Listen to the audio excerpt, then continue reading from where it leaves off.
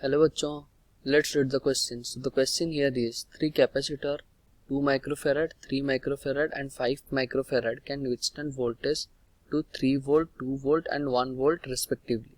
Their series combination can withstand a maximum voltage equals to. तो क्या पूछ रहा है? तीनों कैपेसिटर है, उनका कैपेसिटेंस मेंशन किया गया है और उनका मैक्सिमम वोल्टेज मेंशन किया गया है और उसका हमें सीरीज में जब हम लगाएं उसका मैक्सिमम वोल्टेज कितना वो एक्सेस कर सकते हैं तो उसका वो बताना है. Okay, so the key concept of question here is breakdown voltage.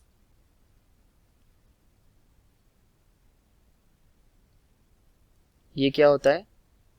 Breakdown voltage equals to Q maximum that can be flown without hampering any of the capacitor. कोई भी कैपेसिटर को हैम्पर किए बिना Q मैक्सिमम कितना flow कर सकता है upon C equivalent. Okay, so coming back to the question. तो क्वेश्चन क्या बोल रहा है?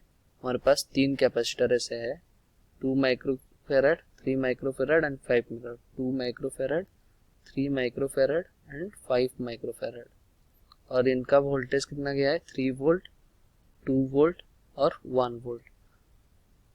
ओके, तो इसका मैक्सिमम चार्ज कितना हो सकता है? Maximum charge in each capacitor कितना रह सकता है? तो 6 माइक्रोकूलम, ये कितना हो जाएगा? 6 माइक्रोकूलम, ये 5 माइक्रोकूलम. पर यहाँ अगर 5 से ज़्यादा हम 5 माइक्रोकूलम से ज़्यादा हम चार्ज पास किए इस वाले सीरीज में तो ये वाला क्या होगा? ये वाला कैपेसिटर खराब हो जाएगा क्योंकि उसका ब्रेकडाउन वोल्टेज तो अचीव कर लिया है.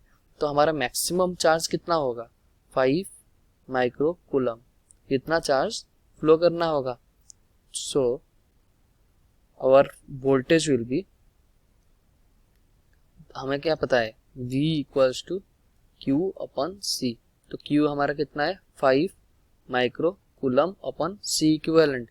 इन दोनों का इक्विवेलेंट निकाले तो C equivalent equals to 1 upon C equivalent equals to, ये सीरीज में लगा गया है तो 1/2 अपॉन 1/3 अपॉन 1 प्लस 1/5. तो इसको अगर सॉल्व करें